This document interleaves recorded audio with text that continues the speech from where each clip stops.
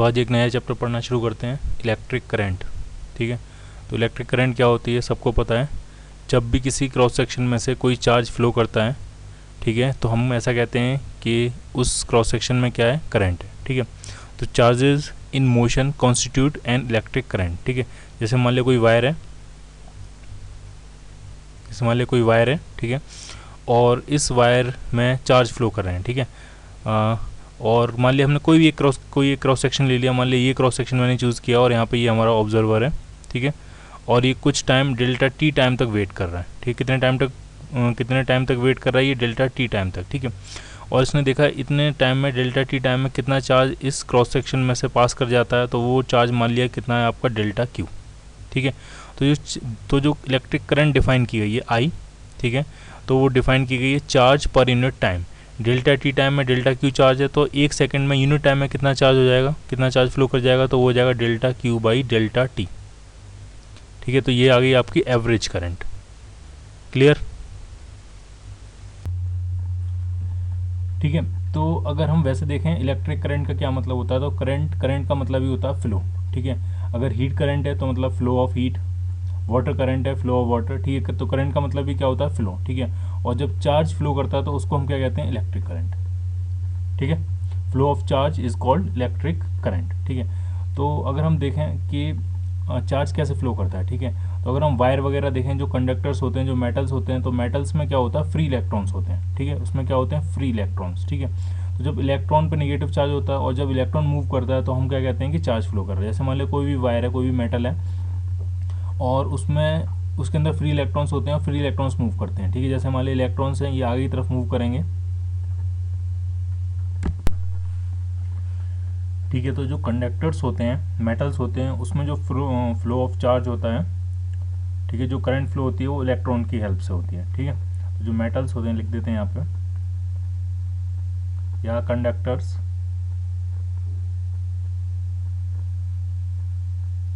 ठीक है, तो उसमें जो करंट फ्लो होता है, जो चार्ज फ्लो होता है, वो चार्ज क्या होता है, वो बेसिकली होते हैं इलेक्ट्रॉन्स। ठीक है, अगर हम सेमीकंडक्टर्स की बात करें,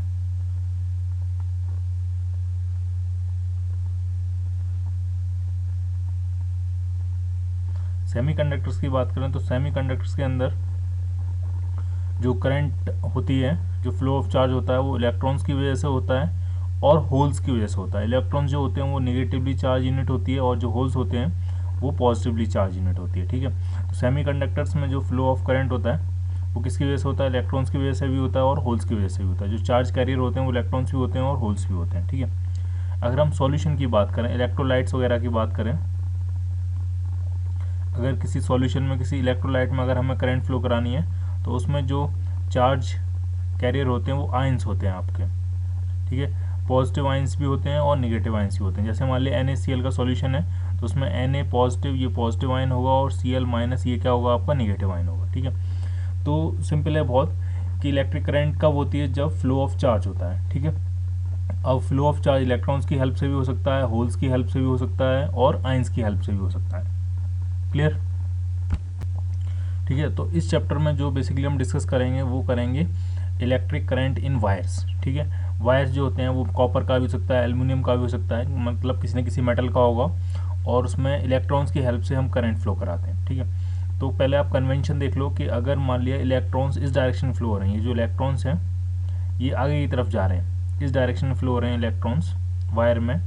ठीक है, तो करंट की जो डायरेक्शन होती है वो इलेक्ट्रॉन्स की डायरेक्शन की अपोजिट होती है, तो हम कहेंगे करंट जो फ्लो होगा वो आपका इस डायरेक्शन में फ्लो होगा। ठीक है, कन्वेंशनल करंट की जो डायरेक्शन होती है वो हम वो डायरेक्शन मानते हैं जिस डायरेक्शन में पॉजिटिव चार्ज फ्लो करता है, या फिर नेगेटिव चार्ज की अपोजिट डायरेक्शन। ठीक है, तो इलेक्ट्रॉन्स अगर इस डायरेक्शन में जा रहे हैं तो करंट क्या मानेंगे हम, करंट कहाँ रही होगी आपकी, बैकवर्ड डायरेक्शन। क्लियर? ठीक है, और किसी भी क्रॉस सेक्शन में, मान लिया इस क्रॉस सेक्शन में अगर हम खड़े हुए हैं, और अगर इस क्रॉस सेक्शन में से डेल्टा टी टाइम में अगर डेल्टा क्यू चार्ज फ्लो कर जाता है, ठीक है, तो जो करंट आएगा, करंट की जो वैल्यू आएगी एवरेज करंट, ठीक है, इस डेल्टा टी इंटरवल के लिए जो एवरेज करंट होगा वो जाएगा total charge upon total time, delta Q by delta T. ठीक है, ये है एवरेज करंट। ठीक है, तो इसकी यूनिट क्या होगी करंट की, तो यहाँ से देखने में समझ में आ रहा है करंट जो होता है वो क्या होता है, basically charge per unit time, यानी इसकी यूनिट होनी चाहिए कूलम्स पर सेकेंड। ठीक है, और इसी को हम कहते हैं एम्पियर, इसी का नया नाम है, इसको हम क्या कहते हैं, एम्पियर। क्लियर। एम्पियर की जो डेफिनेशन है वो हम आगे पढ़ेंगे जब हम पढ़ेंगे मैग्नेटिक इफेक्ट ऑफ करंट। जब करंट फ्लो करती है तो उसकी वजह से मैग्नेटिक फील्ड भी क्रिएट होता है। ठीक है, जब हम उस चैप्टर में जब जाएंगे तब हम पढ़ेंगे कि एम्पियर को कैसे डिफाइन किया गया। ठीक है, अभी एम्पियर सिंपल है, जो 1 एम्पियर होगा अगर किसी वायर में करंट फ्लो हो रही है, मान लिया कितनी करंट फ्लो हो रही है, आई, अगर वो 1 एम्पियर करंट फ्लो हो रही है तो 1 एम्पियर का मतलब है 1 एम्पियर का मतलब है सीधा सीधा कि 1 कूलाम चार्ज फ्लो कर रहा होगा पर सेकंड। ठीक है, एक सेकंड में कितना चार्ज उस वायर के क्रॉस सेक्शन में से पास कर रहा होगा, तो वो होगा 1 कूलाम। क्लियर। अच्छा, कुछ चीज़ें और आप समझो, जैसे मान लिया कोई वायर है और इसमें करंट फ्लो कर रही है, मान लिया कितनी करंट फ्लो कर रही है, 5 एम्पियर। ठीक है, तो अब हम ये डिस्कस करेंगे कि जो करंट है वो कैसी क्वांटिटी है, स्केलर है कि वेक्टर है। ठीक है, तो यहाँ से समझ में आ रहा है जो करंट होती है उसके पास कुछ ना कुछ मैग्नीट्यूड भी होता है। 5 एम्पियर करंट है कि 10 एम्पियर करंट है, 15 एम्पियर है, ये क्या है उसका मैग्नीट्यूड। ठीक है, अच्छा, उस करंट के पास डायरेक्शन भी होती है। करंट वायर में ऐसे फ्लो कर रही है कि ऐसे फ्लो कर रही है। ठीक, कोई भी वायर होगा, मान लीजिए ये वायर है तो दो डायरेक्शन है करंट के पास, या तो करंट ऐसे फ्लो कर रही है या करंट ऐसे फ्लो कर रही है। ठीक है, तो करंट एक ऐसी क्वांटिटी है जिसके पास मैग्नीट्यूड भी है और डायरेक्शन भी है, लेकिन फिर भी वो एक स्केलर क्वांटिटी है। क्यों है, अभी डिस्कस करेंगे। करंट एक ऐसी क्वांटिटी है जिसके पास मैग्नीट्यूड भी है, डायरेक्शन भी है, लेकिन फिर भी वो कैसी क्वांटिटी है कि स्केलर। क्यों स्केलर क्वांटिटी है, क्योंकि वो triangle law of vector addition को फॉलो नहीं करती है। ठीक है, triangle law of vector addition हमने क्या पढ़ा था 11th में, कि दो वेक्टर्स का जो सम होता है, दो वेक्टर्स का जो सम होता है, जो रिजल्टेंट होता है, वो इस बात पर भी डिपेंड करता है कि उनके बीच में एंगल कितना है, ये थीटा कितना है। ठीक है, अगर मान लिया एक वेक्टर है ए, दूसरा वेक्टर है बी, और इनके बीच में अगर एंगल थीटा है, तो इनके जो रिजल्टेंट का फॉर्मूला आता था वो आता था आपका under root of A square plus B square plus 2a B cos theta. ठीक है, यानी दो वेक्टर्स का जो सम होता है, जो रिजल्टेंट होता है, वो इस बात पर भी डिपेंड करता है कि उनके बीच में एंगल कितना है, ये थीटा कितना है। ठीक है, लेकिन करंट के केस में ऐसा ट्रू नहीं है। ढंग से समझना आप कैसे ट्रू नहीं है। मान लिया एक वायर ये है, एक वायर ये है और एक वायर ये है। ठीक है, मान लिया इस वायर में करंट आ रही है 2 एम्पियर। ठीक है, और इस वायर में मान लिया करंट आ रही है आपकी 3 एम्पियर। ठीक है, इधर से करंट कितनी आ रही है 2 एम्पियर, इधर से करंट कितनी आ रही है 3 एम्पियर, तो इस वायर में डेफिनेटली करंट कितनी जाएगी। ठीक है, 2 एम्पियर का मतलब है कि एक सेकंड में कितना चार्ज यहाँ से आ जा रहा है, 2 कूलम चार्ज आ रहा है। 3 एम्पियर का मतलब है कि पर सेकंड यहाँ से कितना चार्ज पहुँच रहा है, 3 कूलम। तो पर सेकंड यहाँ से कितना चार्ज निकलेगा, तो वो डेफिनेटली कितना होगा, 5 कूलम। ठीक है, इसका मतलब इस वायर में करंट कितनी फ्लो करेगी, 5 एम्पियर। इधर से आ रही है 2 एम्पियर, इधर से आ रही है 3 एम्पियर, तो इस वायर में कितनी करंट जाएगी, 5 एम्पियर। ठीक है, तो जो रिजल्टेंट करंट है वो कितनी होगी, 5 एम्पियर। तो बस आप मुझे ये बताओ, ये जो रिजल्टेंट करंट 5 एम्पियर है वो क्या इस बात पर डिपेंड करेगी कि इन दोनों वायर के बीच में एंगल कितना है, थीटा। ये एंगल कम हो ज़्यादा हो उससे कोई फर्क नहीं है, ये थीटा पे तो डिपेंड करेगा ही नहीं। अगर इधर से करंट 2 एम्पियर आ रही है, इधर से 3 एम्पियर आ रही है, तो डेफिनेटली करंट इस तरफ कितनी जाएगी, 5 एम्पियर। क्लियर। इसलिए करंट की ऐसी क्वांटिटी है कि स्केलर, उसके पास मैग्नीट्यूड भी है, डायरेक्शन भी है, फिर भी स्केलर है, क्योंकि वो क्या फॉलो नहीं करती, triangle law of vector addition. Clear. ठीक है, तो आपको नोट कर लेना है, करंट है both direction and magnitude, current है both direction and magnitude, but still it is a scalar quantity because it does not follow triangle law of vector addition। ठीक है, आपको ध्यान रखना, वेक्टर की जो डेफिनेशन होती है वो सिर्फ ये नहीं है कि कोई भी क्वांटिटी, कोई भी फिजिकल क्वांटिटी जिसके पास डायरेक्शन हो, वो मैग्नीट्यूड हो, वो एक वेक्टर क्वांटिटी होती है। नहीं, उसके पास 3 प्रॉपर्टी होनी चाहिए, उसके पास मैग्नीट्यूड भी होना चाहिए, डायरेक्शन भी होनी चाहिए, और तीसरी जो इंपॉर्टेंट प्रॉपर्टी है वो ये कि वो triangle law of vector addition को भी फॉलो करना चाहिए। तभी अगर ये तीनों पॉइंट्स वो फॉलो करता है तभी कोई भी फिजिकल क्वांटिटी क्या बनेगी, वेक्टर क्वांटिटी। ठीक है, अगर सिर्फ मैग्नीट्यूड और डायरेक्शन है तो वो वेक्टर नहीं हो जाएगी, उसको triangle law of vector addition भी फॉलो करना ज़रूरी है। ठीक है, इसीलिए करंट क्या है, करंट एक स्केलर क्वांटिटी है। क्लियर। ठीक है, तो अभी तक हमने एक फॉर्मूला पढ़ा है एवरेज करंट का फॉर्मूला। एवरेज करंट का फॉर्मूला है delta Q by delta T. Delta T time में डेल्टा क्यू चार्ज अगर फ्लो कर रहा है तो जो एवरेज करंट फ्लो की होगी डेल्टा टी टाइम में वो हो जाएगी total charge upon total time. ठीक है, तो इंस्टेंटेनियस करंट का फॉर्मूला क्या होता है, इंस्टेंटेनियस करंट, जो इंस्टेंटेनियस करंट का फॉर्मूला होता है वो होता है D Q by D T, D Q by D T.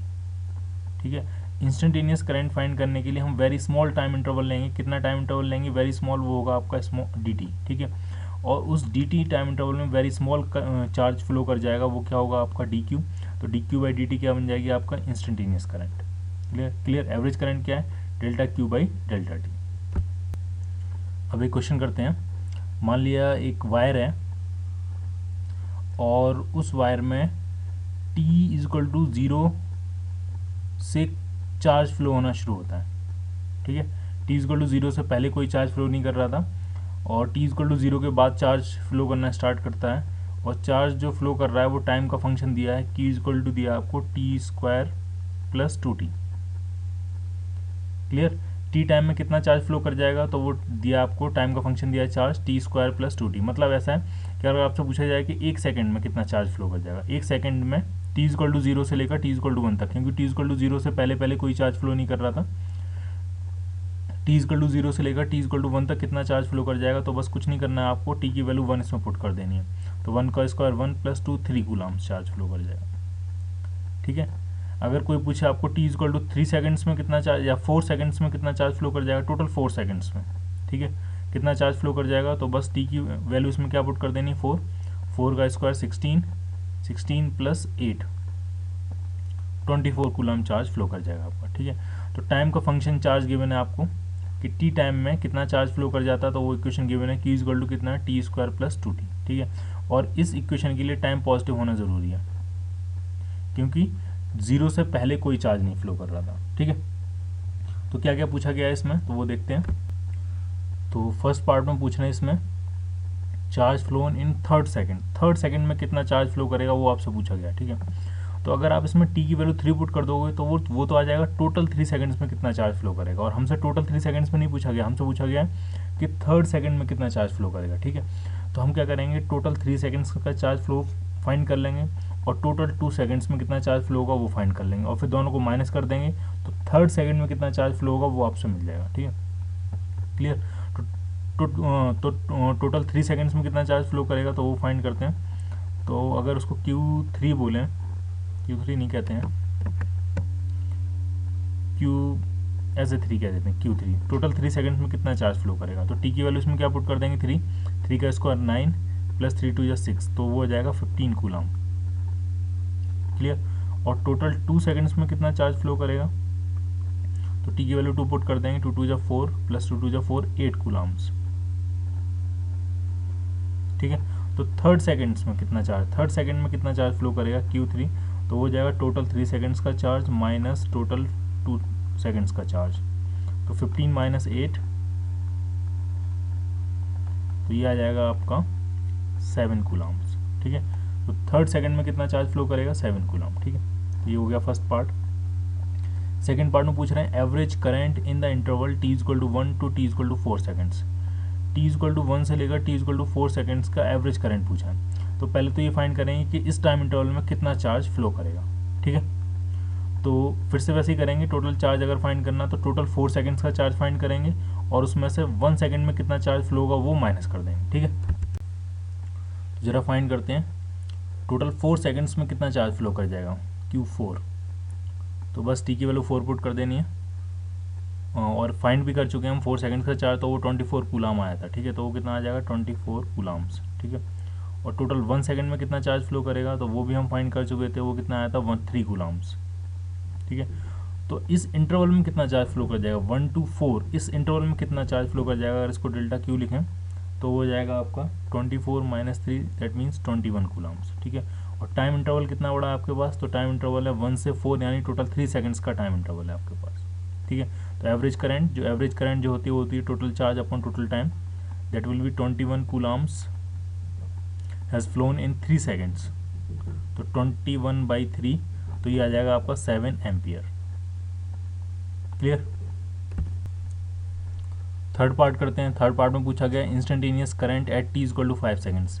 t equal to 5 seconds पे आपको पूछा है इंस्टेंटेनियस करंट कितनी होगी। तो इंस्टेंटेनियस करंट सिंपल होती है dq/dt, और जिस टाइम पे पूछिए उस टाइम की वैल्यू पुट कर देंगे। t इक्वल टू क्या पुट कर देंगे इसमें 5। क्लियर।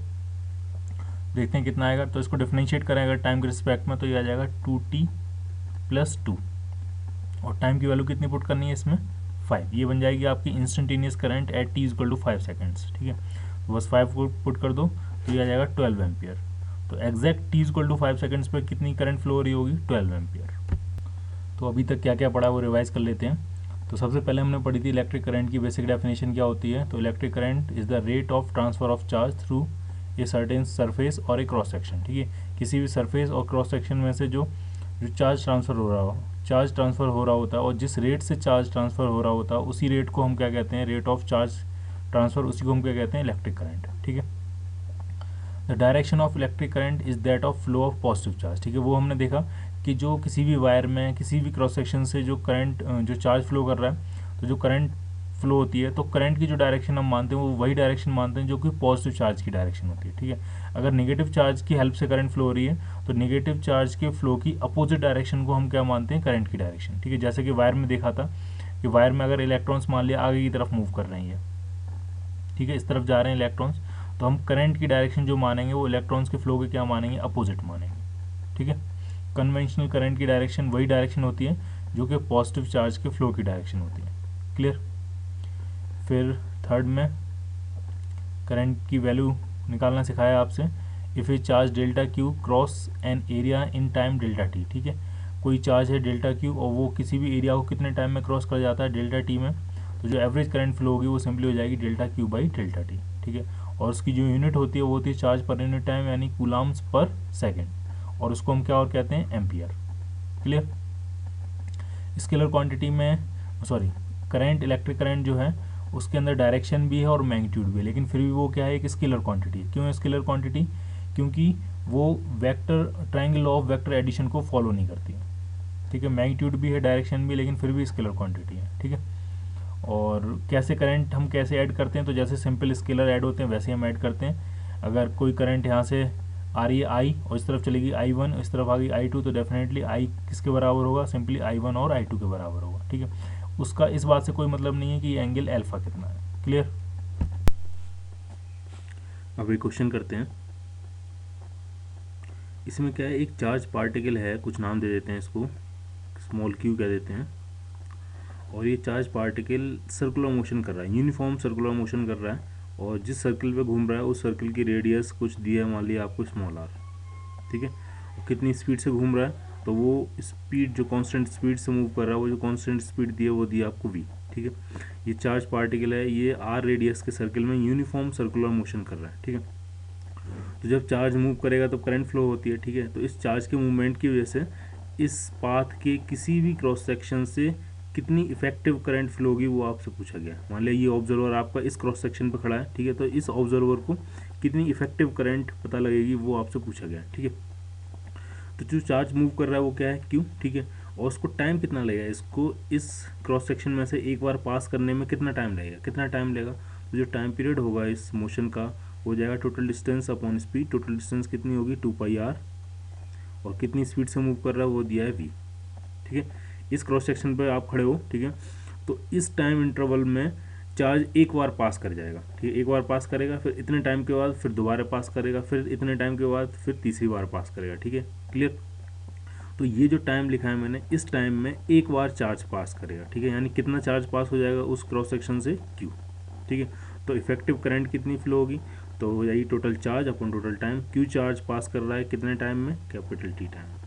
ठीक है, तो कितना आ जाएगा ये, क्यू अपॉन टी की वैल्यू क्या है, टी की वैल्यू है 2πr/v, QV/2πr। ठीक है, तो ये वैल्यू आपको ध्यान रखनी है। जब भी कोई चार्ज पार्टिकल सर्कुलर मोशन कर रहा है, यूनिफॉर्म सर्कुलर मोशन, तो उसके मूवमेंट की वजह से कितनी इफेक्टिव करंट फ्लो होती है, QV/2πr। अगर यहाँ पे इलेक्ट्रॉन घूम रहा होता तो वो हो जाता EV/2πr। क्लियर। एक और क्वेश्चन करते हैं। इसमें क्या है, एक चार्ज रिंग है। ठीक है, ये रिंग है और ये पूरी चार्ज है। ठीक है, और चार्ज डेंसिटी दी है इसकी lambda. Charge per unit length जो दी है वो मान लिया कितना दिया आपको, लैम्डा। ठीक है, चार्ज पर यूनिट लेंथ दिया है आपको लैम्डा, और रेडियस मान लेते हैं इस रिंग की कितनी है, आर, स्मॉल आर कह देते हैं, और ये रिंग घूम रही है। ठीक है, तो कितनी एंगुलर वेलोसिटी से घूम रही है, तो वो दिया आपको ओमेगा। ठीक है, क्लियर।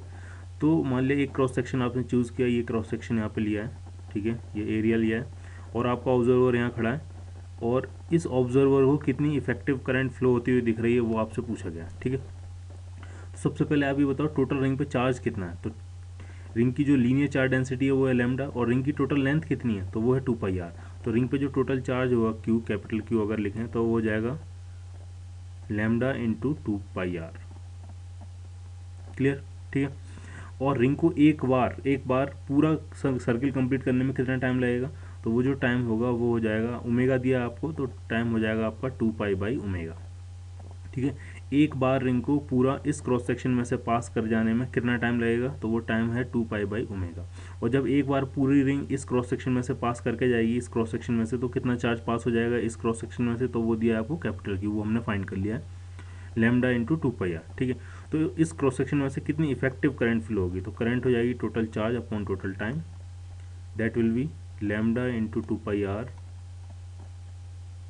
अपॉन 2π/ओमेगा। ओमेगा ऊपर पहुंच जाएगा आपका, 2π से ये 2π कैंसिल, तो ये आ जाएगा आपका लैम्डा आर ओमेगा। ठीक है। रिजल्ट आपको नहीं याद रखना है, आपको जो कंसेप्ट है कैसे फाइंड किया हमने वो आपको याद रखना है। क्लियर? अब पढ़ते हैं ओम्स लॉ। बहुत सिंपल है ये। मान लिया कोई कंडक्टर है, सिलेंड्रिकल मान लिया कंडक्टर है, उसकी लेंथ मान लेते हैं कुछ है एल, और जो एरिया ऑफ क्रॉस सेक्शन, ये जो एरिया ऑफ क्रॉस सेक्शन है ये मान लेते हैं कुछ ए। ठीक है। और इसके दोनों एंड्स के अक्रॉस हमने कुछ पोटेंशियल डिफरेंस क्रिएट किया है। ठीक है। इसके दोनों एंड्स के अक्रॉस कोई बैटरी वगैरह लगाई होगी जिसकी वजह से हमने कितना पोटेंशियल डिफरेंस क्रिएट किया है, तो वो मान लेते हैं वी। ठीक, कितना पोटेंशियल डिफरेंस क्रिएट किया है वी। ठीक है। जब किसी कंडक्टर के अक्रॉस हम पोटेंशियल डिफरेंस अप्लाई करते हैं तो उसमें करंट फ्लो होती है। ठीक है। और इसमें मान लिया करंट कितनी फ्लो हो रही है, तो वो मान लिया करंट फ्लो हो रही है आई। ये वाला जो टर्मिनल है वो हायर पोटेंशियल पे है, ये वाला जो टर्मिनल है वो लोअर पोटेंशियल पे है। ठीक है। लोअर पोटेंशियल को हम नेगेटिव से दिखा देते हैं, हायर पोटेंशियल को हम पॉजिटिव से दिखा देते हैं। ठीक है। तो करंट जो फ्लो होती है वो हमेशा कहाँ से कहाँ फ्लो होती है, हायर पोटेंशियल से लोअर पोटेंशियल, यानी करंट इस डायरेक्शन में फ्लो हो रही होगी। ठीक है। एक्चुअल में जो इलेक्ट्रॉन्स होंगे आपके वो अपोजिट डायरेक्शन में फ्लो हो रहे होंगे। ठीक है। इलेक्ट्रॉन्स पे नेगेटिव चार्ज होता है, वो कहाँ से कहाँ मूव करते हैं, लोअर पोटेंशियल से हायर पोटेंशियल की तरफ। ठीक है। जो पॉजिटिव चार्ज होता है वो कहाँ से कहाँ मूव करता है, हायर पोटेंशियल से लोअर पोटेंशियल की तरफ। ठीक है। तो करंट मान लिया इस तरफ फ्लो हो रही है आई। ठीक है। और सीधा सा रिलेशन होता है, ये जो करंट होती है ये पोटेंशियल डिफरेंस जो आपने अप्लाई किया उसी के प्रोपोर्शनल होती है। ठीक है। जितना ज़्यादा पोटेंशियल डिफरेंस अप्लाई करोगे उतनी ज़्यादा क्या फ्लो होगी, करंट। ठीक है। और इसका जो प्रोपोर्शनलिटी कांस्टेंट होता है वो होता है 1/r। ठीक है। आर को अगर हम इस तरफ लाएं तो क्या फॉर्मूला बन जाएगा, तो V इज इक्वल टू बन जाएगा आपका आर आई। यही क्या है आपका ओम्स लॉ, जिसमें R जो होता है वो होता है रेजिस्टेंस ऑफ द मटेरियल। ठीक है। ये जो वायर है, R क्या है, R है आपका रेजिस्टेंस ऑफ द वायर। ठीक है। R किस किस पे डिपेंड करता है, R वायर के मटेरियल पे डिपेंड करता है, और उसकी जो डायमेंशंस हैं उस पर भी डिपेंड करता है, उसकी लेंथ कितनी है इस पर भी डिपेंड करेगा, उसका क्रॉस सेक्शन एरिया कितना उस पर भी डिपेंड करेगा। ठीक है। तो जो ऐसा यूनिट होती है रेजिस्टेंस की वो होती है ओम, और कैसे रिप्रेजेंट करते हैं, तो वो ये साइन है, ये ऐसे आपको बना के रिप्रेजेंट करना, ओम। क्लियर? ठीक है। और रेजिस्टेंस मैंने बताया किस किस पे डिपेंड करता है, वायर का जो मटेरियल होगा उस पर भी डिपेंड करेगा, और वायर की जो डायमेंशंस होंगी, उसका क्रॉस सेक्शन एरिया कितना है, उसकी लेंथ कितनी है, इस पर भी डिपेंड करेगा। ठीक है। तो वो लिख लेना है आपको, the resistance R not only depends on the material of the conductor but also on the dimensions of the conductor. ठीक है। कैसे डिपेंड करता है डायमेंशंस पे वो भी देखेंगे अभी। ठीक है। तो सिंपल एक्सपेरिमेंट है, जैसे मान लिया कोई वायर है,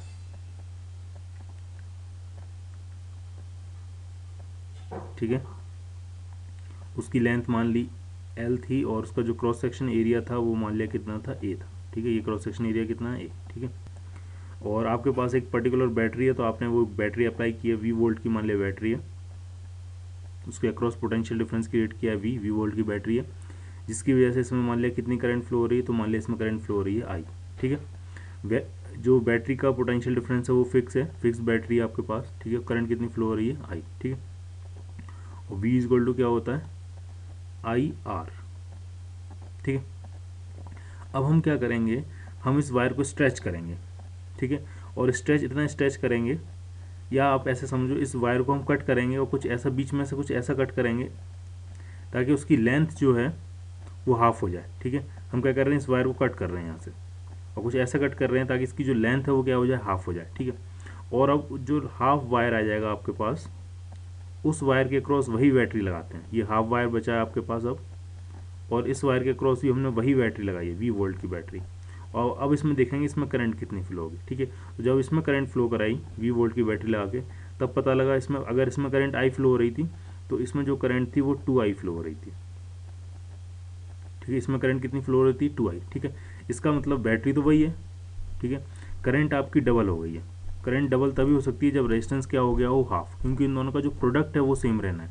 बैटरी हम चेंज नहीं कर रहे हैं, बैटरी आपकी वही है। 20 वोल्ट की बैटरी पहले भी थी और अब भी जो 20 वोल्ट की बैटरी है आपके पास। ठीक है, तो इनका जो प्रोडक्ट है आई इंटू आर वो तो पोटेंशियल के बराबर है, वो तो सेम ही रहना है। ठीक है, तो करंट अगर डबल हो रही है इसका मतलब रेजिस्टेंस क्या हो गया होगा, हाफ। ठीक है, तो लेंथ को हाफ करने पर, अब इसकी लेंथ L/2 थी, लेंथ को हाफ करने पर रेजिस्टेंस हाफ हो रहा है। इसका सीधा सा मतलब है जो रेजिस्टेंस है वो लेंथ के डायरेक्टली प्रोपोर्शनल है। लेंथ को अगर आप हाफ करोगे तो रेजिस्टेंस भी क्या हो जाएगा, हाफ। ठीक है, इसी तरह से एरिया पे हम फाइंड करेंगे। तो एरिया पे जो आया वो कुछ ऐसा आया कि रेजिस्टेंस जो था वो एरिया के इन्वर्सली प्रोपोर्शनल था। ठीक है, एरिया आप बढ़ाते जाओगे तो रेजिस्टेंस कम होता जाएगा, एरिया कम करते जाओगे तो रेजिस्टेंस बढ़ता जाएगा। ठीक है, जितना पतला वायर होगा उसका रेजिस्टेंस उतना ही ज़्यादा होगा, जितना मोटा वायर होगा उसका रेजिस्टेंस उतना ही कम होगा। ठीक है, तो ओवरऑल ये समझ में आया कि जो रेजिस्टेंस है वो किसके प्रोपोर्शनल है, L/A के। ठीक है, और जो प्रोपोर्शनलिटी कांस्टेंट होता है वो मटेरियल टू मटेरियल चेंज करता है और उसको हम लिखते हैं रो, L/A। रो होता है, उसको हम कहते हैं रेजिस्टिविटी ऑफ द मटेरियल। वो हर मटेरियल के लिए डिफरेंट होती है। कॉपर के लिए रेजिस्टिविटी अलग होगी, सिल्वर के लिए अलग होगी, गोल्ड के लिए अलग होगी। ठीक है, तो जो रेजिस्टेंस है किसी भी वायर का वो दो चीज़ों पर डिपेंड करता है, मटेरियल पे डिपेंड करता है, उसकी जो डायमेंशन है उस पर डिपेंड करता है। मटेरियल की जो डिपेंडेंसी आई है वो रो की फॉर्म में आई है, और डायमेंशन की जो डिपेंडेंसी आई है वो लेंथ और एरिया की फॉर्म में आई है। ठीक है, तो जो ओम्स लॉ को जो डिस्कवर किया था, V=IR को जिसने डिस्कवर किया था वो थे मिस्टर जॉर्ज साइमन ओम। ठीक है, ये प्रोफेसर थे म्यूनिक में।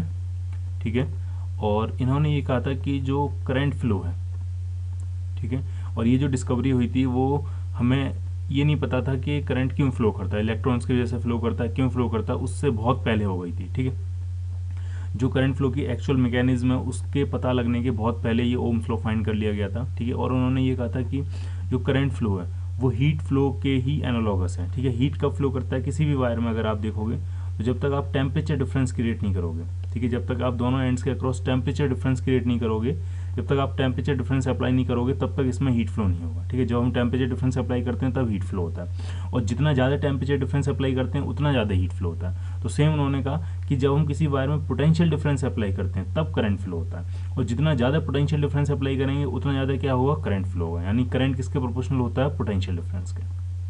क्लियर, तो जो हीट फ्लो, जो करंट फ्लो होता है वो किसके एनालॉगस होता है, हीट फ्लो के। हीट फ्लो होता है टेम्परेचर डिफरेंस की वजह से, करंट फ्लो होता है पोटेंशियल डिफरेंस की वजह से। क्लियर,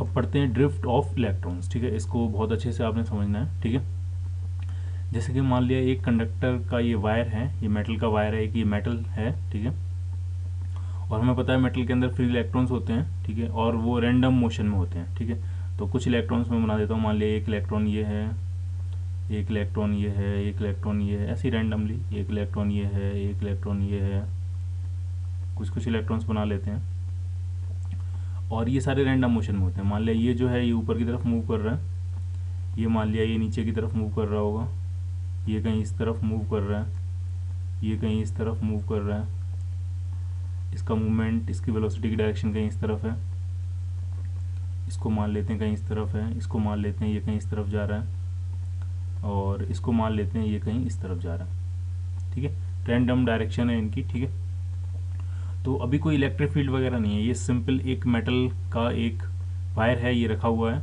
और इलेक्ट्रॉन्स मूव कर रहे हैं। ठीक है, रैंडम डायरेक्शन में मूव कर रहे हैं। ठीक है, तो आप बस ये बताओ क्या इस वायर में कोई करंट फ्लो हो रही है।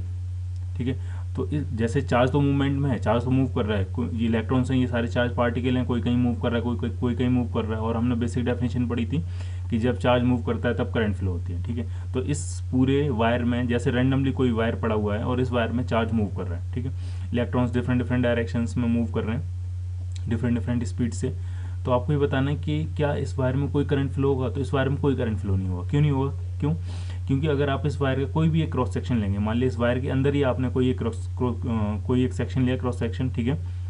तो इस क्रॉस सेक्शन से जितने इलेक्ट्रॉन्स पर सेकंड इस तरफ जा रहे होंगे उतने ही इलेक्ट्रॉन्स पर सेकंड इस तरफ मूव कर रहे होंगे, ठीक है। जितने इलेक्ट्रॉन्स नीचे से ऊपर की तरफ मूव कर रहे होंगे पर सेकंड, उतने इलेक्ट्रॉन्स ऊपर से नीचे की तरफ मूव कर रहे होंगे, ठीक है। तो नेट इलेक्ट्रॉन्स कितने मूव किए, नेट चार्ज कितना फ्लो किया इस क्रॉस सेक्शन में से? 0, ठीक है। तो नेट करंट कितनी फ्लो हुई? 0, ठीक है। तो इस वायर में से कोई करंट नहीं फ्लो कर रही होगी, ठीक है, क्योंकि आप इस वायर का कोई भी क्रॉस सेक्शन लोगे तो जितने इलेक्ट्रॉन्स एक डायरेक्शन में जा रहे होंगे उस क्रॉस सेक्शन से पास करके, उतने इलेक्ट्रॉन्स उसकी अपोजिट डायरेक्शन में भी पास कर रहे होंगे, ठीक है। बहुत सारे इलेक्ट्रॉन्स होते हैं और सारे रैंडम डायरेक्शन में मूव कर रहे होते हैं, ठीक है। तो नेट करंट कितना हो जाएगा? 0, क्लियर। तो हम मान लेते हैं कि इसमें कुछ n नंबर ऑफ इलेक्ट्रॉन्स हैं, ठीक है, कैपिटल N। क्या मान लिया हमने? इसमें क्या है? कैपिटल N नंबर ऑफ क्या है इसमें? इलेक्ट्रॉन्स हैं, नंबर ऑफ फ्री इलेक्ट्रॉन्स,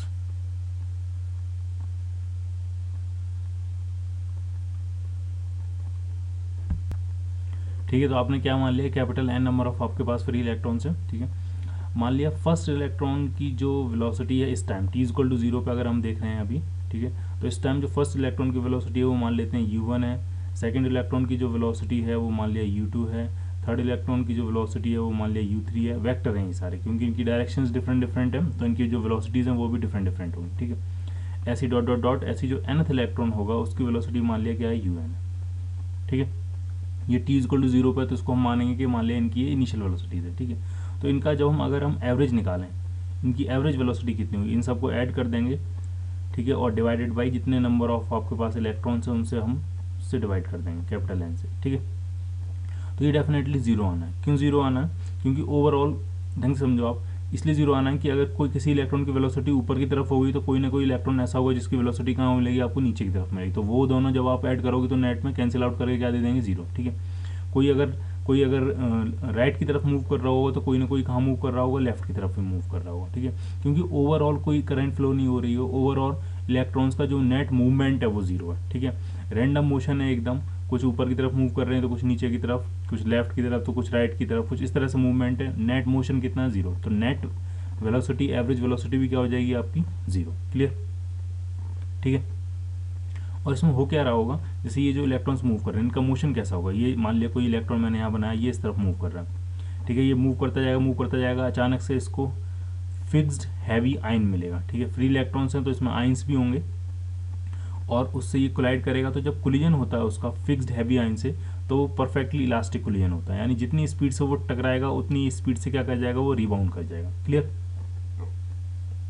तो इस तरह से इलेक्ट्रॉन्स की जो डायरेक्शन है वो चेंज होती रहती है, ठीक है। मान लिया यहाँ से रिबाउंड किया, फिर ये मूव करता जाएगा, फिर मूव करता जाएगा, फिर इसको एक इलेक्ट्रॉन मिलेगा फिक्स्ड हैवी इलेक्ट्रॉन, फिर यहाँ से टकराएगा और फिर से यहाँ से क्या कर जाएगा? रिबाउंड कर जाएगा, ठीक है, क्लियर। तो इस तरह से इलेक्ट्रॉन का जो मोशन होता है वो रैंडम मोशन होता है, कभी इस तरफ मूव करेगा, फिर हिट होकर इधर, फिर इधर, फिर इधर, फिर इधर, जिग जैग तरह का मोशन होता है, ठीक है। और दो कोलिजन के बीच में जो उसको टाइम मिलता है, ठीक है, अभी कोलिजन हुआ उसके बाद मूव करता जाएगा, फिर जब दूसरा कोलिजन होगा तो कोई से दो कॉन्जिक्यूटिव कोलिजन के बीच में जो टाइम मिलता है उसको हम कहते हैं रिलैक्सेशन टाइम, ठीक है। उसको हम क्या कहते हैं? रिलैक्सेशन टाइम, ठीक है। तो दो सक्सेसिव कोलिजन्स के बीच में जो टाइम मिलता है उसी को हम क्या कहते हैं? रिलैक्सेशन टाइम, ठीक है।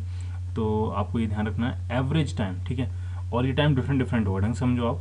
जैसे मान लिया अभी कोलिजन हुआ तो ये टाइम मान लिया लगा उसको t1, ठीक है। फिर दूसरा कोलिजन मान लिया बहुत देर बाद हुआ जाएगा, यहाँ पे कहीं एटम मिला तो काफ़ी टाइम ले लिया इसने, तो दूसरे कोलिजन में जो टाइम लगा वो मान लिया t2, ठीक है। तो ये डिफरेंट डिफरेंट होता है, इसलिए हमें इसका एवरेज निकालना पड़ेगा, ठीक है। तो जो एवरेज टाइम होता है between two successive collisions is called relaxation time, और उसको हम किससे रिप्रेजेंट करते हैं? उसको रिप्रेजेंट करते हैं हम टाउ से, टाउ, ठीक है। इसकी आगे ज़रूरत पड़ेगी, ठीक है। तो अभी यहाँ डिस्कस कर लिया। तो अभी हम क्या देख रहे थे कि अगर मान लिया ये इलेक्ट्रॉन्स रैंडम डायरेक्शन में मूव कर रहे हैं तो इनका जो नेट एवरेज वेलोसिटी आएगी वो कितनी आ जाएगी? 0 आ जाएगी, ठीक है, क्लियर। अब हम क्या कर रहे हैं? अब हम इसके क्रॉस एक बैटरी लगा रहे हैं, कुछ पोटेंशियल ड्रॉप लगा रहे हैं। एक बैटरी कनेक्ट किया, मान लिया कितने वोल्ट की बैटरी है, तो मैं यहाँ ऐसे बना देता हूँ, मान लिया ये V वोल्ट की बैटरी आपने लगाई है, मान लिया ये V वोल्ट की बैटरी लगाई है। जिसकी वजह से इसमें ये इसका हायर पोटेंशियल है और ये इसका क्या है, लोअर पोटेंशियल है, ठीक है। तो इस डायरेक्शन में एक इलेक्ट्रिक फील्ड क्रिएट होगा इसकी वजह से, ठीक है। इस डायरेक्शन में, ठीक है, इस डायरेक्शन में क्या क्रिएट होगा, एक इलेक्ट्रिक फील्ड, ठीक है। इलेक्ट्रॉन्स पे नेगेटिव चार्ज होता है तो इन पे जो फोर्स लगेगा वो इस डायरेक्शन में लगेगा। मान लीजिए कोई इलेक्ट्रॉन है, ये इलेक्ट्रॉन, तो इस पे जो फोर्स लगेगा वो इस डायरेक्शन में लगेगा, ठीक है। कितना लगेगा वो भी देखते हैं जरा, ठीक है। अपने वी वोल्ट की बैटरी लगाइए जिसकी वजह से ई इलेक्ट्रिक फील्ड क्रिएट हुआ। कितना इलेक्ट्रिक फील्ड क्रिएट हुआ, ई, ठीक है। तो जो फोर्स होता है, फोर्स का फॉर्मूला होता है फोर्स इज इक्वल टू होता है क्यू इंटू ई, ठीक है। अगर चार्ज पॉजिटिव होता है तो फोर्स उसी डायरेक्शन में लगता है जिस डायरेक्शन में इलेक्ट्रिक फील्ड होता है, और अगर चार्ज नेगेटिव होता है तो फोर्स इलेक्ट्रिक फील्ड की ऑपोजिट डायरेक्शन में लगता है, ठीक है। तो इस केस में जो फोर्स का फॉर्मूला आएगा वो आ जाएगा आपका माइनस ई। माइनस मैंने इसलिए लगाया है क्योंकि चार्ज नेगेटिव है, ठीक है। तो फोर्स जो लगेगा वो इलेक्ट्रिक फील्ड की ऑपोजिट डायरेक्शन में लगेगा, क्लियर। फोर्स इस डायरेक्शन में लग रहा है, ये फोर्स लग रहा है, तो जिस डायरेक्शन फोर्स होता है उसी डायरेक्शन में एक्सेलरेशन आएगा। तो कितना एक्सेलरेशन कितना आ जाएगा, तो वो आ जाएगा फोर्स अपॉन मास यानी माइनस ई बाई एम, ठीक है। इतना एक्सेलरेशन आएगा, ठीक है। तो जरा आप देखो होगा क्या इसकी वजह से, ठीक है। तो इस डायरेक्शन में एक्सेलरेशन आ रहा है, ये जो डायरेक्शन है ये एक्सेलरेशन की डायरेक्शन है, इस डायरेक्शन में एक्सेलरेशन आ रहा है, ठीक है। तो ये जो इलेक्ट्रॉन था वैसे तो इस तरफ मूव कर रहा था, लेकिन इस फोर्स की वजह से ये स्लाइटली इस डायरेक्शन में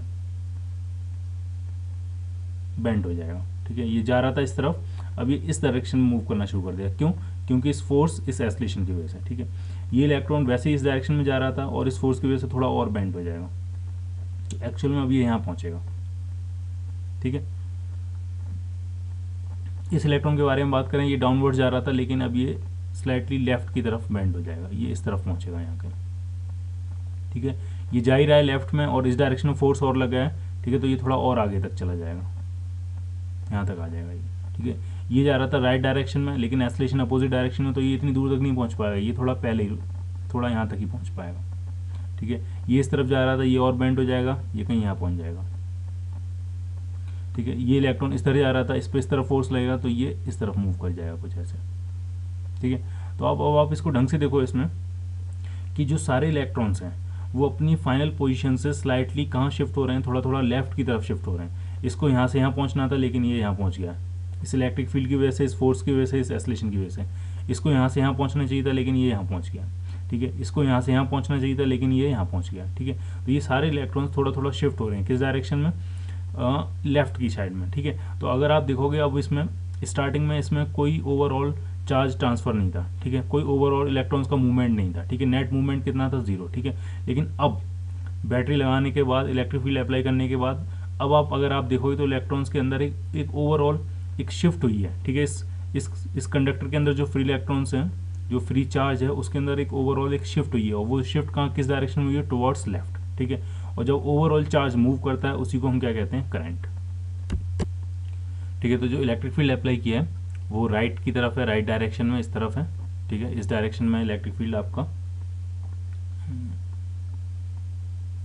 ठीक है। इलेक्ट्रिक फील्ड जो है राइट डायरेक्शन में, और इलेक्ट्रॉन्स के अंदर जो ओवरऑल शिफ्ट आ रही है, जो ड्रिफ्ट कर रहे हैं इलेक्ट्रॉन्स, ठीक है, इसी को हम ड्रिफ्ट बोलेंगे। जो इलेक्ट्रॉन्स ड्रिफ्ट कर रहे हैं वो किस डायरेक्शन में कर रहे हैं, लेफ्ट डायरेक्शन में कर रहे हैं, ठीक है। क्योंकि इलेक्ट्रॉन्स पे नेगेटिव चार्ज होता है, फोर्स जो उन पे लगता है वो इलेक्ट्रिक फील्ड की अपोजिट डायरेक्शन में लगता है, ठीक है।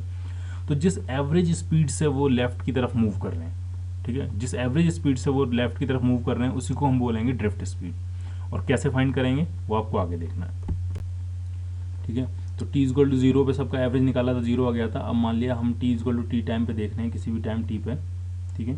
जो फर्स्ट इलेक्ट्रॉन है, ठीक है, उसका मान लिया लास्ट जो कोलिजन हुआ था, just t equal to T से जस्ट पहले जो कोलिजन हुआ था वो मान लिया t1 टाइम पहले हुआ था, ठीक है। t1 टाइम पहले उसका कोलिजन हुआ था, ठीक है। तो उसको एक्सेलरेट करने के लिए कितना टाइम मिला, t1 टाइम, ठीक है। तो अब उसकी फाइनल वेलोसिटी कितनी हो जाएगी, v1 अगर उसको लिखें तो इनिशियल वेलोसिटी थी u1, कोलिजन होने के बाद u1 प्लस एक्सेलरेशन कितना एक्सेलरेशन है a, और उसको एक्सेलरेट करने के लिए कितना टाइम मिला, t1, ठीक है। ऐसे अगर हम सेकंड इलेक्ट्रॉन के लिए देखें तो उसको मान लिया कितना टाइम मिला होगा, लास्ट कोलिजन जो उसका हुआ होगा उससे अभी तक कितना टाइम मिला उसको, t2, ठीक है। t equal to T time पे हम देख रहे हैं, ठीक है। तो उसका जो आखिरी, जैसे मान लिया हम 5 सेकंड्स पे देख रहे हैं, t इक्वल टू 5 सेकंड्स पे देख रहे हैं, ठीक है। और उसका आखिरी जो कोलिजन हुआ होगा वो मान लिया 2 सेकंड पहले हुआ था, ठीक है, तो उसको एक्सेलरेट करने के लिए कितना टाइम मिला, 2 सेकंड्स, ठीक है। हो सकता है किसी का आखिरी कोलिजन 3 सेकंड पहले हुआ हो, तो उसको एक्सेलरेट करने के लिए कितना टाइम मिला, 3 सेकंड्स, ठीक है। तो ऐसे मैं डिफरेंट डिफरेंट लिख रहा हूँ, ठीक है। तो सेकंड इलेक्ट्रॉन को एक्सेलरेट करने के लिए कितना टाइम मिला, t2, तो उसकी जो फाइनल वेलोसिटी होगी v2 अगर लिखें उसे हम, वो हो जाएगी u2 प्लस a t2, ठीक है। इसी तरह अगर आप लिखते जाओगे तो जो डॉट डॉट डॉट जो nth इलेक्ट्रॉन होगा तो उसकी स्पीड थी un और एक्सेलरेशन a, और उसका मान लिया आखिरी कोलिजन कितने टाइम पहले हुआ था, tn, ठीक है। हमें इनका एवरेज निकालना है क्योंकि इन सभी वेलोसिटीज़ का जो एवरेज होगा वही आपका ड्रिफ्ट वेलोसिटी होगा, v1 v2 vn, इन्हीं का जो एवरेज होगा आपको वही क्या होगा, आपका ड्रिफ्ट वेलोसिटी, क्लियर।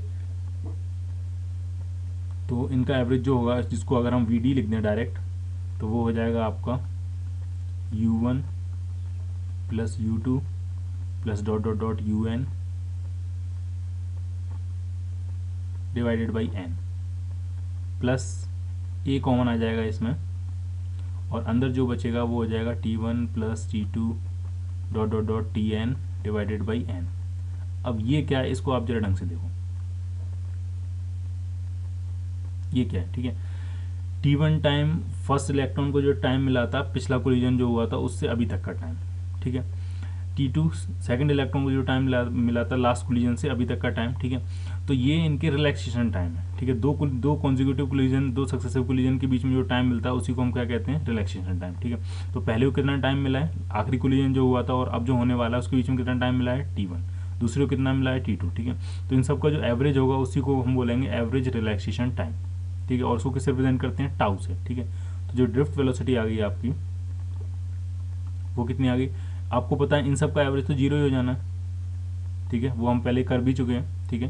तो वो सिंपली हो जाएगी a इंटू टाउ। टाउ क्या है, टाउ है आपका रिलैक्सेशन टाइम। तो बस a की वैल्यू पुट कर देते हैं, एक्सेलरेशन कितना था, तो ड्रिफ्ट वेलोसिटी का एक्सप्रेशन आ गया आपका, ये था minus e by m into tau, ठीक है। तो ये एक्सप्रेशन है आपका। और ड्रिफ्ट वेलोसिटी की जो डायरेक्शन होती है वो इलेक्ट्रिक फील्ड की डायरेक्शन की कहाँ होगी, ऑपोजिट डायरेक्शन। ये माइनस साइन ये बता रहा है कि ड्रिफ्ट वेलोसिटी की डायरेक्शन इलेक्ट्रिक फील्ड की क्या है, ऑपोजिट,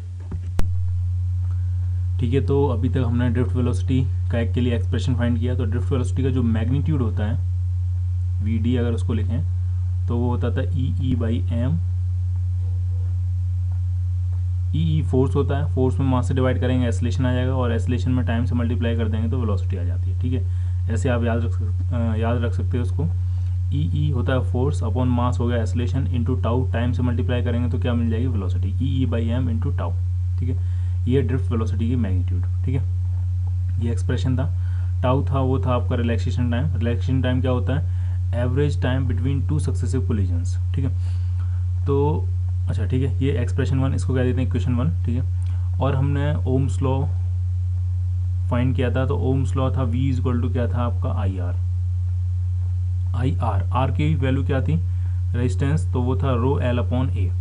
रो होता है आपकी रेजिस्टिविटी, एल होती है उस कंडक्टर की लेंथ, और ए होता है उसका क्रॉस सेक्शन एरिया, ठीक है। अब कुछ चीज़ें आप समझो कि अगर हम एल को इस तरफ लें, ये जो एल है उसको हम अगर इस तरफ लें तो ये बन जाएगा v by L equal to rho, मैं यहाँ लिखता हूँ इंटू आई बाई ए, ठीक है। अगर आपको याद हो ऐसे कुछ कंडक्टर था और इसमें कितनी बैटरी, जो बैटरी लगाई थी उसका पोटेंशियल ड्रॉप कितना था v, और इस कंडक्टर की लेंथ कितनी थी l। इस बैटरी की वजह से इसके अंदर एक इलेक्ट्रिक फील्ड क्रिएट हुआ था, ठीक है। तो इलेक्ट्रिक फील्ड की वैल्यू क्या होगी, तो इलेक्ट्रिक फील्ड होगा आपका v by L, potential per unit length he electric field होता है। पोटेंशियल जो ग्रेडियंट होता है, पोटेंशियल पर यूनिट लेंथ, उसी को हम क्या कहते हैं, इलेक्ट्रिक फील्ड। तो ये हो गया आपका इलेक्ट्रिक फील्ड E।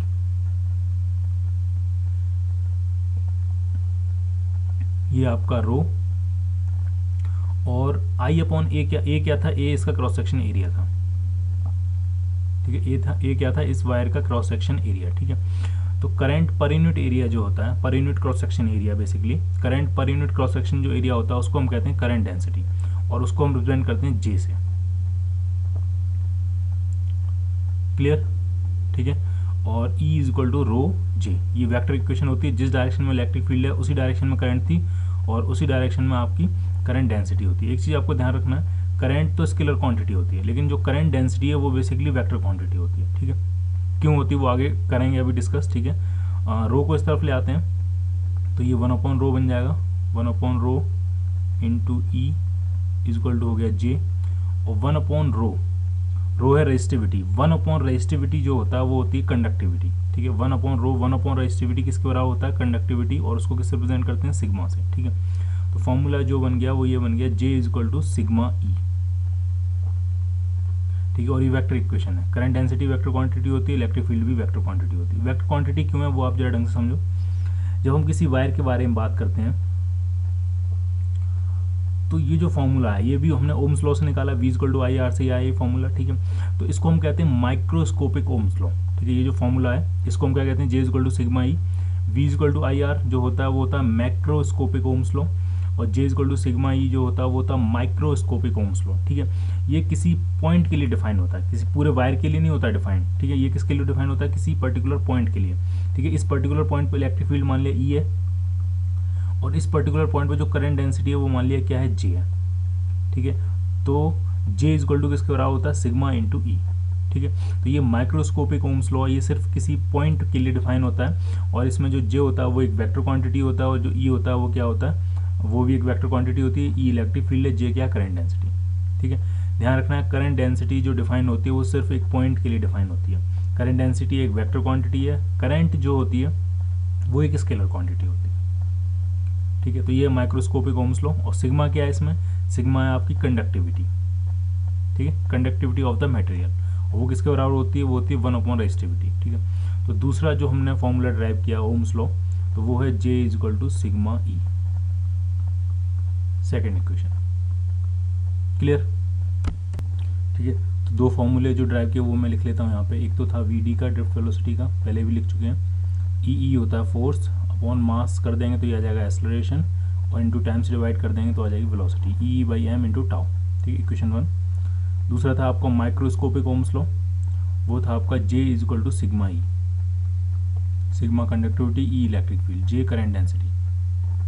ठीक है, इक्वेशन 2। ठीक है, अब जरा कुछ चीज़ें आप समझो। अब हम एक रिलेशन ड्राइव करने जा रहे हैं, करंट और ड्रिफ्ट वेलोसिटी में क्या रिलेशन होता है। ठीक है, करंट में करंट आई और ड्रिफ्ट वेलोसिटी में क्या रिलेशन होता है वो फाइंड करने जा रहे हैं। ठीक है, तो फिर से वहीं पहुंचते हैं। एक सिलेंड्रिकल वायर है आपके पास,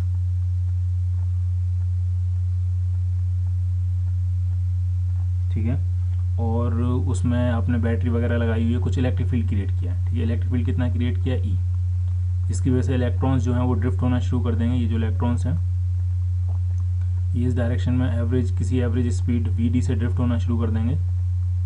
वैसे तो इनका रैंडम मोशन होता है, लेकिन ओवरऑल ये लेफ्ट की तरफ ड्रिफ्ट करना शुरू कर देंगे। कितनी स्पीड से, वी से। ठीक है, इसकी लेंथ जो वायर की मान लेते हैं एल है, इसका क्रॉस सेक्शन जो एरिया है वो मान लेते हैं ए है, और इसके अंदर जो नंबर डेंसिटी है इलेक्ट्रॉन्स की, इलेक्ट्रॉन्स पर यूनिट वॉल्यूम जो है वो दिया है, मान लिया स्मॉल एन। स्मॉल एन क्या है, number of electrons per unit volume, number of electrons, free electrons per unit volume. ठीक है, वो फ्री इलेक्ट्रॉन्स जो कंडक्शन के लिए रिस्पॉन्सिबल होंगे, जो इलेक्ट्रिसिटी कंडक्ट कराने के लिए रिस्पॉन्सिबल होंगे। ठीक है, number of free electrons per unit volume. ठीक है, क्लियर। और ये कितनी स्पीड से ड्रिफ्ट कर रहे हैं ये इलेक्ट्रॉन्स लेफ्ट की तरफ, तो वो जो स्पीड है वो दी है आपको वी डी।